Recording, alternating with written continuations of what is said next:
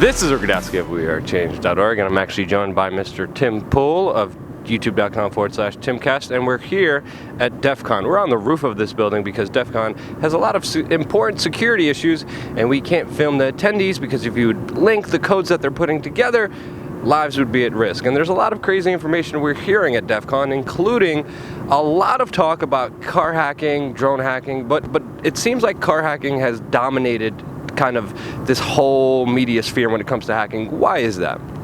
So, in my opinion, as a reporter and as a hacker myself, it just seems like the media, the bigger companies, they want to target something they think people are going to watch, and people are going to watch things they're scared about. When you tell someone their personal car could get hacked and they could get run off the road or into a ditch, it's going to scare people. It's going to make people interested in that story. And, if you try and tell someone about more important issues like, government hacking, what the military is doing, or industrial control systems, the average person's just going to be like, I don't know what that is, I don't care. Yeah, we actually talked to security researcher Bo Woods, and he actually explained this very kind of pragmatically. But it did take kind of a car hacking, big kind of PR kind of show to really kind of make an impact on the industry. Because as we know, Chrysler actually knew that their cars were able to be hacked all the way back until, a year ago. I mean, the white papers were out all the way out till 2011.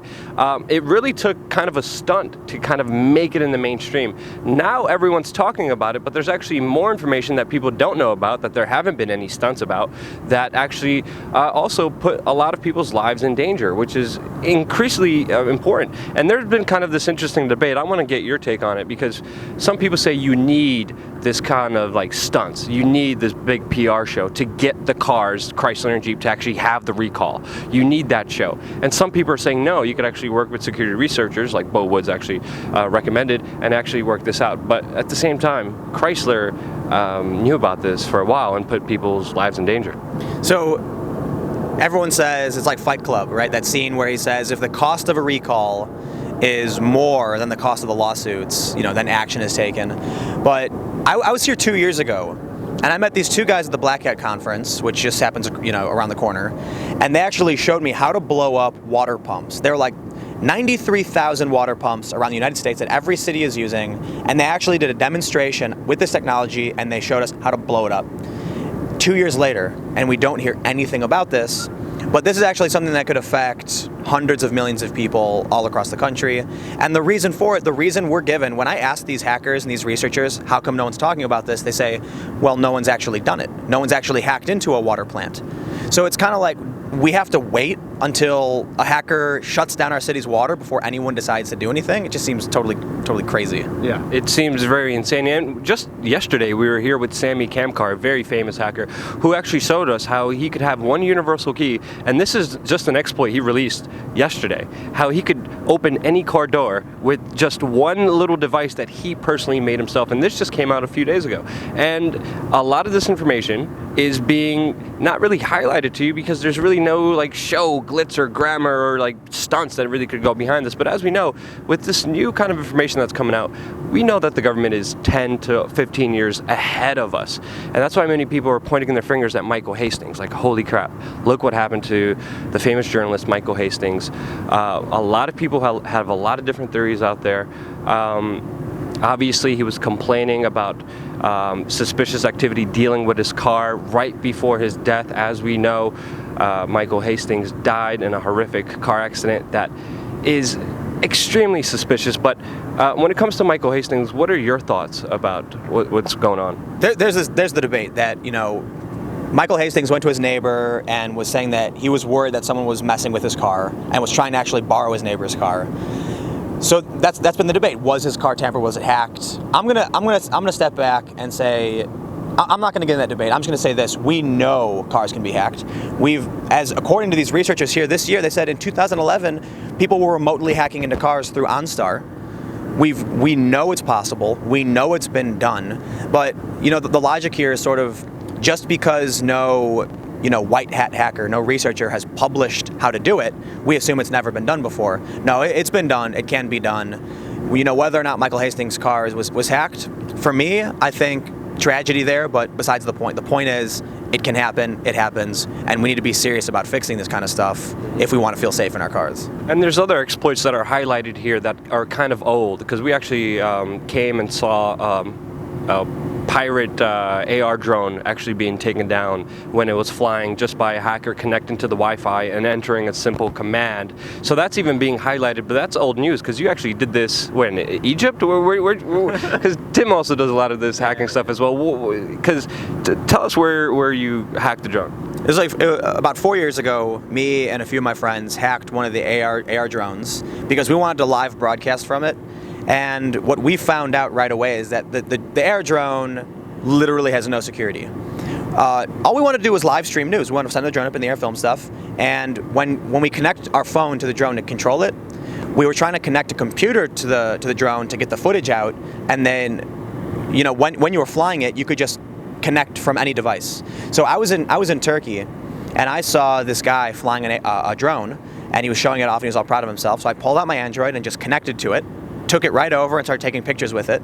And then they started freaking out. I walked up to him and I showed him the pictures, and I was like, these things, they're cheap toys. They're not dangerous. You know, they can't really do much, but it's you know, this technology that's being put out on the market, to think that someone could put out a flying robot of any kind and it literally has no protections, it sounds kind of crazy. Yeah, it does. And one thing we're learning from just being at Blackhat at Defcon is that everything is hackable and nothing is impossible. I mean, just look at the latest news that we heard with Iran saying that they could take down drones, and then them actually having a U.S. drone in their hands and testing it.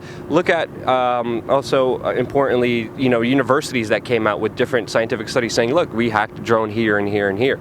So this kind of robotics field, you see a lot of these news reports. It's also dominating, just like the car hacking, of drones being reported by major airports. There's a guy who recently shot down a drone and is facing criminal charges. All these technological advancements in our cars are coming head into, you know, facing and hitting society head on. And it's kind of still figuring itself out in this very weird dichotomy. Where do you see the future of, you know, just drones and hacking and everything, when there's so many conflicts already unfolding with this just emerging right in front of us? One thing we learned here is that, you know, a couple years ago we heard about these hackers who plugged into the car and hacked it, and everyone said, well, it wasn't remote. And then this year, you know, we're hearing that cars just have more and more remote ports, Wi-Fi, hotspots, Bluetooth, just easier ways to remotely control someone's car. So I'll just say this. If you want a good job, the market's booming for security researchers, because our cars, our homes, I mean, we saw a guy who hacked a tea kettle. Why does a tea kettle have Wi-Fi? What's going on? There's a guy in this building who hacked into a tea kettle. Why are we putting Wi-Fi in our tea kettles? Yep. Yeah, it's crazy, man. And there's, you know, hopefully the people who are here, a lot of these are the white hat researchers who are trying to fix this problem. Hopefully we get more of them, smarter, and they find these holes before the bad guys do. Yep, and it's becoming more complicated and more diverse and more insane as we know it. And just seriously, being here at these conferences, learning everything that we're learning, especially the details about how there's even more vulnerabilities in different cars that haven't been recalled yet, that are still hackable, that are on the road right now, is a lot of information that you're not hearing anywhere else on any other media source. So, if you get a chance, if you like this video, click the like button. Check out Tim's channel at Tim Pool, is going to be in the annotation below. If you want real information, that's not just PR stunts and craziness. If you want the real information, that's not being just jammed on your throat with entertainment and stunts and all this craziness. If you really want to know what's happening, support independent media. Thank you again so much for watching, and don't forget to subscribe.